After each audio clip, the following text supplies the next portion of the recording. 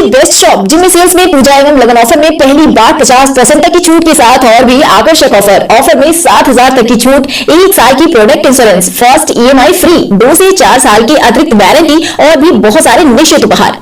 LG showroom के ठीक ऊपर नीलकमल फर्नीचर शोरूम लेकर आया उपहार ही उपहार के साथ महाछूट मेला, शुभ लगन पैकेज के साथ साथ और भी बहुत कुछ। तो देर क्यों, जल्द ही संपर्क करें Jimmy sales LG best shop के ऊपर, पुराना किला मोड़, स्टेशन रोड। अंदर की मजबूती ही असली मजबूती होती है, जैसे सलूजा गोल्ड टीएमटी सरिया, क्योंकि सिर्फ यही है 24 कैरेट गोल्ड की तरह असली स्टील से बना, जो दे आपके निर्माण को बेमिसाल मजबूती अंदर से। सलूजा गोल्ड टीएमटी सरिया, गारंटी असली स्टील की, गारंटी मजबूती की। लोक जनशक्ति पार्टी के राष्ट्रीय अध्यक्ष व सांसद चिराग पासवान सिवान जिला के लकड़ी नबीगंज प्रखंड स्थित भूपतपुर पंचायत के बाला गांव पहुंचे, जहां पर बीते दिनों जहरीली शराब पीने से कई लोगों की मौत हो गई थी। मृतक के परिजनों से मुलाकात कर उन्हें सांत्वना दिया और जहरीली शराब से हुई मौतों के लिए सरकार और उसकी गलत नीतियों को जिम्मेदार ठहराया, जिसके कारण कई घरों में हमेशा के लिए अंधेरा छा गया। उन्होंने कहा कि नीतीश कुमार जब तक मुख्यमंत्री रहेंगे गरीबों का शोषण होते रहेगा और प्रशासन पासी समुदाय के लोगों पर धारा लगाकर जेल भेजती रहेगी। सांसद चिराग पासवान ने कहा कि शराब का खेल सरकार के सह पर हो रहा है। सरकार अगर शराब को लेकर इतनी ही चौकन्नी होती तो फिर बड़े गिरोहों को क्यों नहीं पकड़ा जा रहा है। शराब मामले में जितने भी लोग जेल में बंद हैं उसमें ज्यादातर गरीब वर्ग के हैं। मदारपुर स्थित बीडीएस पब्लिक स्कूल में प्रेस वार्ता के दौरान उन्होंने कई मुद्दों को उठाया और कहा कि राज्य में लगातार लोग जहरीली शराब से मर रहे हैं और सरकार आंकड़े को छुपाने में जुटी हुई है। सब जानना चाह रहे हैं कि कितनी हत्याओं का आप इंतजार कर रही है, इसमें मारा जाता है क्यों? भाई हर एक जगह गरीब ही मारे जा रहे हैं। और आज की तारीख में इस कानून के तहत जो लोग जेल में बंद है वो कौन लोग बंद है भाई? वो भी सब गरीब ही बंद है। कोई एक तस्कर मुख्यमंत्री नीतीश कुमार जी ने पकड़ा आज तक? कोई एक बड़ा गिरोह पकड़ा गया है शराबबंदी में? आए दिन यहाँ पे आयात किया जाता है सीमावर्ती इलाकों से। कितने तस्करों को पकड़ा सर? यहाँ पर खुलेआम अवैध शराब का निर्माण होता है। कितने गिरोह को पकड़ा गया? और जो लोग जेल में बंद है वो सब समाज के गरीब, वंचित, शोषित वर्ग से आने वाले लोग हैं। और तो और पासी समाज के लोगों को जो ताड़ी बेचते हैं उनको शराबबंदी की धाराएं लगा लगा के जेल में बंद। सर कब तक शोषण होता रहेगा सर? जब तक मुख्यमंत्री नीतीश कुमार रहेंगे तब तक ये होता रहेगा।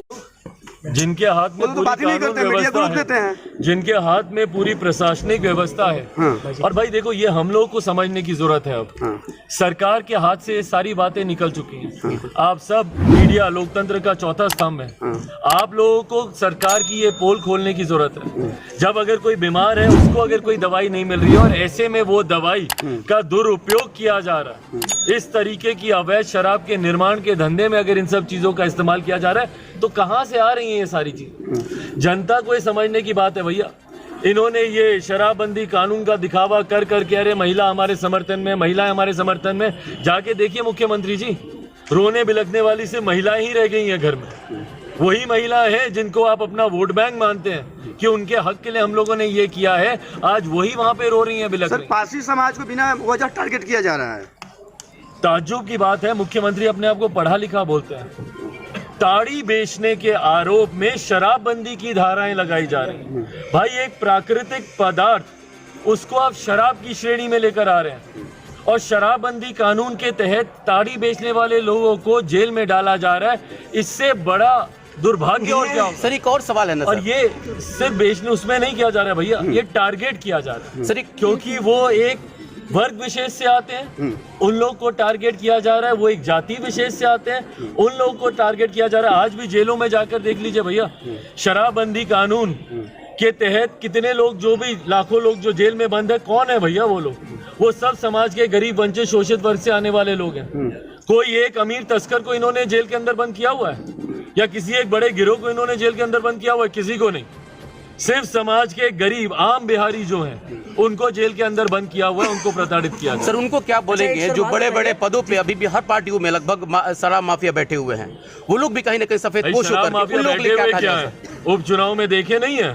जी जी, उपचुनाव में गठबंधन से चुनाव उनको लड़वा दिया जाता है, उस वक्त मुख्यमंत्री खामोश रहते हैं। शराबबंदी का नौटंकी करने वाले, शराबबंदी का झंडा उठाने वाले, उनको नहीं दिखता है कि जब उपचुनाव में ऐसे धंधे से जुड़े हुए लोगों को जब आपके गठबंधन से चुनाव लड़ाया जा रहा है उस वक्त क्यों खामोश रहते हैं मुख्यमंत्री? विपक्ष भी तो सर और खामोश है। उनकी यही खामोशी। विपक्ष भी तो खामोश है। विपक्ष कहाँ है बिहार में? भाई विपक्ष विपक्ष है कहाँ? विपक्ष भी तो खामोश है। मुख्यमंत्री ने पिछले 8 सालों में पक्ष विपक्ष दोनों भूमिका तो निभा ली है। जो विपक्ष में थे आज से कुछ दिन पहले तक जो लोग हमारे ही साथ घूम घूम कर शराबबंदी कानून के खिलाफ आवाजें उठा रहे थे, इन लोगों को मुआवजा मिलना चाहिए, उनके हक की बात कर रहे थे, राज्यपाल तक जाके मिल रहे थे। आज वही लोग कानून होने चाहिए, मैं इसका समर्थन करता हूँ, पर अगर इस कानून की आड़ में हत्याओं की सिलसिला या हत्याओं की एक ऐसी श्रृंखला बना दी जाएगी तो इसके लिए भी जवाबदेह सरकार ही है। एक आखिरी सवाल सर, आप कहते हैं कि हम देश के प्रधानमंत्री मोदी जी के हनुमान हैं और आज आप कह रहे हैं कि बिहार में विपक्ष भी नहीं, जो कि विपक्ष में बीजेपी है, तो क्या आप अपने आप को किससे अलग करते हैं? भाई मैं एक अपनी भूमिका में हूँ, ना मैं सत्ता के साथ हूँ ना विपक्ष में आज की तारीख में जो लोग हैं ना मैं उनके साथ हूँ। लोक जनशक्ति पार्टी अकेले चलो की रणनीति पर पिछले 2 साल से बिहार के गांव-गांव में जाने का हम लोग काम कर रहे हैं। हम लोग की अपनी सीमाएं हैं, पर उस सीमाओं में रहकर बिहारियों के कम से कम दुख तो हम लोग बांट सकते हैं। आज की तारीख में मेरे पास क्या है भैया देने के लिए, पर आज जब मैं गया इन परिवारों के पास जाके कम से कम उनके आंसू तो पहुंचे। इस दुख की घड़ी में अगर एक कंधा मिल जाता है रोने के लिए, भैया 2 साल मैं भी बहुत कठिन दौर से गुजरा हूँ, मैं समझता हूँ कि ऐसे समय में अगर आपको एक कंधा मिल जाए वो भी एक बहुत बड़ा सहारा होता है। और जिम्मेदारी मैंने ली है, वहाँ पे जितने बच्चे जो निःशुल्क शिक्षा करना चाहेंगे हम लोग की ये व्यवस्था है, हम लोग उनको लाकर यहाँ पे बेहतर शिक्षा की। वहाँ पर रिहैब सेंटर में उसकी मृत्यु हो गई और पोस्टमार्टम में जो शरीर पे जो बॉडी पे जो इंजरी के मार्क्स हैं वो सब बताए तक नहीं गए। आप मुझे बताएं ना कि अगर कोई शराब की लत, और ये स्वाभाविक है भैया, लोग आदी होते हैं, एडिक्ट्स होते हैं, शराब की लत होती है। आप जब शराबबंदी कानून लेकर आए तो आपको पहले ये व्यवस्था करनी चाहिए थी ना रिहैब सेंटर्स बनाने की, ताकि लोग वहां पर जाएं और अपने शराब की लत को छुड़ा पाए। वहां पर बिना किसी व्यवस्था के, बिना किसी तैयारी के आप इस कानून को लेकर आते हैं और सबने समर्थन किया। भाई हम लोगों ने भी समर्थन किया विपक्ष में होने के बावजूद, पर आज आपके इस कानून की वजह से ही बिहारियों की जानें जा रही हैं। हजारों की संख्या में अभी तक लोग मारे जा चुके हैं और हजारों की तो संख्या में वो लोग जो कि आपके आंकड़े बता रहे हैं, जबकि एक्चुअल आंकड़े इससे बहुत ज्यादा हैं। कितने ऐसे लोग हैं जिनका पोस्टमार्टम नहीं कराते, कितने ऐसे लोग हैं जिनको डराया जाता है, फैमिलीज को धमकाया जाता है, प्रशासन के लोग जाकर बोलते हैं कि बोलना नहीं, बोलोगे तो तुम्हारे ऊपर कार्रवाई होगी। तो ऐसे में आपकी नाक के तले कानून की धज्जियां उतर रही हैं।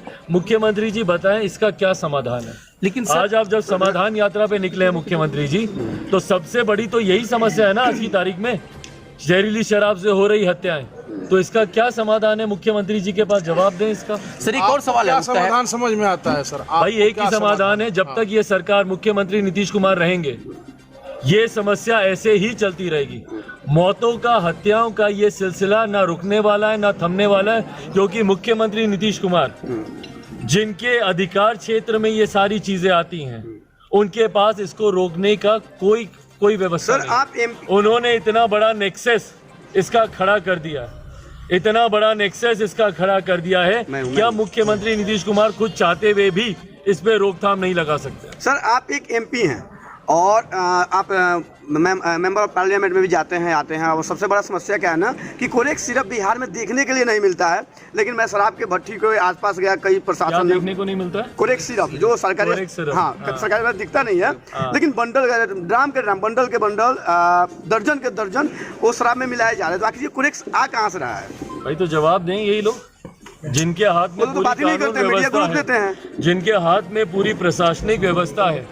और भाई देखो ये हम लोगों को समझने की जरूरत है। अब सरकार के हाथ से सारी बातें निकल चुकी हैं। आप सब मीडिया लोकतंत्र का चौथा स्तंभ है, आप लोगों को सरकार की ये पोल खोलने की जरूरत है। जब अगर कोई बीमार है उसको अगर कोई दवाई नहीं मिल रही है और ऐसे में वो दवाई का दुरुपयोग किया जा रहा है, इस तरीके की अवैध कई लोगों की मौत हुई है जहरीली शराब से, क्या अभी कहेंगे इसके बारे में?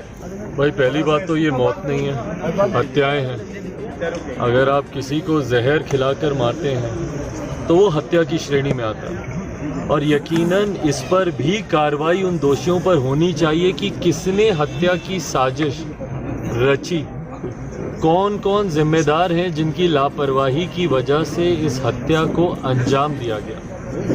आज जब पूरे प्रदेश भर में शराबबंदी कानून लागू है तो जो लोग इस कानून का उल्लंघन कर रहे हैं, मेरा सवाल मेरे मुख्यमंत्री नीतीश कुमार जी से इसी बात पर है कि जब आप बोलते हैं कि जो पिएगा वो मरेगा, पर जो पिलाएगा वो मौज करेगा। आज की तारीख में मुख्यमंत्री नीतीश कुमार जी के शासन में यही ना हो रहा है। पीने वाला तो मर रहा है, मुख्यमंत्री ने बद्दुआ दी, वो लग भी गई, इंसान मर गया, पर जो पिलाने वाला उसका क्या? कोई एक पिलाने वाला आज तक मुख्यमंत्री नीतीश कुमार जी ने गिरफ्तार किया है? कितने ऐसे तस्कर हैं जो सीमावर्ती इलाकों से आयात करते हैं शराब का? कितने ऐसे गिरोह हैं जो कि अवैध शराब के निर्माण के धंधे में लगे हुए हैं? और जब ये एक आम बिहारी को पता है, स्थानीय ग्रामीणों को पता है कि भैया फलाना जगह पे अवैध शराब निर्माण का धंधा चल रहा है, सबको पता है, तो क्या प्रशासन को नहीं पता होगा? पर अगर उसके बावजूद ये धंधा पनप रहा है तो इसका मतलब प्रशासन का संरक्षण प्राप्त है इन लोगों को। और अगर प्रशासन का संरक्षण प्राप्त है तो क्यों मुख्यमंत्री नीतीश कुमार जी खामोश बैठे? जीरो टॉलरेंस की बात करते हैं करप्शन को लेकर, तो आज इनकी खामोशी कहीं ना कहीं मौन समर्थन है कि नहीं? ऐसे तस्करों को लेकर, ऐसे लोगों को लेकर, ऐसे गिरोह को लेकर जो इस धंधे में लिप्त हैं। और मुख्यमंत्री उसके बाद बिहार की विधानसभा में लोकतंत्र के मंदिर में खड़े होकर बोलते हैं कि भैया हमारी कोई हमदर्दी नहीं है इन लोगों से। आज आप सबके कैमरे साक्षी हैं भैया, कैसे उन परिवार वालों से हमदर्दी नहीं होगी जहां पे एक महिला बची है अपनी 3 बच्चियों के साथ और एक बूढ़ी उनकी सास है वहां पर? कैसे हमदर्दी नहीं होगी? एक परिवार है जहां पे मात्र 3 बच्चे ही बचे हैं, ना माँ, ना बाप, ना दादा, ना दादी, ना चाचा, ना चाची, कोई नहीं बचा। कैसे हमदर्दी नहीं होगी मुख्यमंत्री जी की उन लोगों के साथ? इन लोगों का क्या कसूर है बताए ना? घमंड देखिए मुख्यमंत्री जी का, किस अहंकार से बोलते हैं कि इन लोगों से कोई हमदर्दी नहीं, कोई मुआवजा नहीं मिलेगा। तो वो 3 बच्चे जिसमें से 2 बहनें और 1 भाई है, कैसे वो अपना जीवन व्यतीत करेंगे? बताएं मुख्यमंत्री जी, भाई जवाब देना। बिहार के ही लोग हैं ना ये लोग, भाई बिहारी हैं मुख्यमंत्री जी, कोई दूसरे प्रदेश के नहीं है ना, ये दूसरे ग्रह से आए हुए लोग नहीं है ना। आप ही के लेडीज लोग की तरफ मत आइए प्लीज, इधर रहिए, मिलने दो ना उनको, आराम से। बस दूसरा कोई परिवार में नहीं है सर, यही लोग हैं, बूढ़े बाप है एक तो। चुप रहो।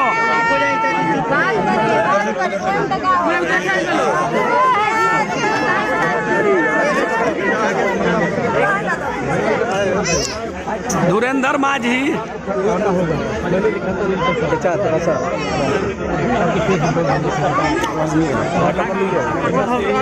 चलो तो पढ़ाई लिखाई चल रहा है, आवाज नहीं आ रही, कुछ आवाज वगैरह का कुछ है? पुराना परिवार। अरे पहले इसको लगा, पीछे रहिए, पीछे रहिए।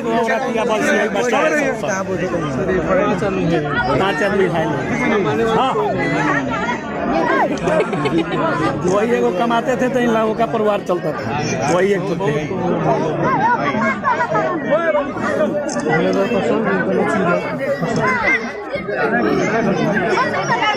हम करवाते हैं अपनी तरफ से कुछ मदद का, ठीक है, करवाते हैं। बच्चों लोग का भी हम देखते हैं क्या इसमें हो सकता है, पढ़ाई लिखाई यहाँ पे कर रहे हैं या कहीं और जहाँ पे निःशुल्क हो जाए तो खर्चा पैसा उसमें नहीं लगे, इसको देख के भी हम करवाएंगे, ठीक है जी। ये भी यहाँ का भी बोले जी,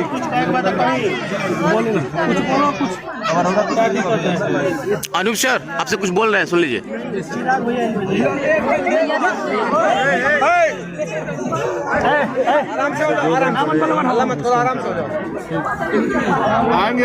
आएंगे फिर हम लोग आएंगे। हम अपनी तरफ से बाबा हमारा जितना भी हमसे बन पड़ेगा, बच्चा लोग के लिए, घर बार के लिए, जो भी हमसे होगा हम उसको करवाएंगे, ठीक है।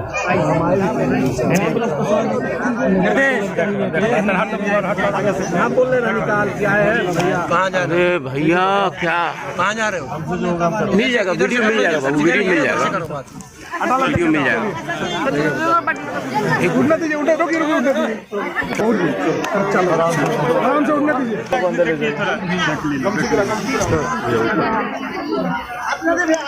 बाबा का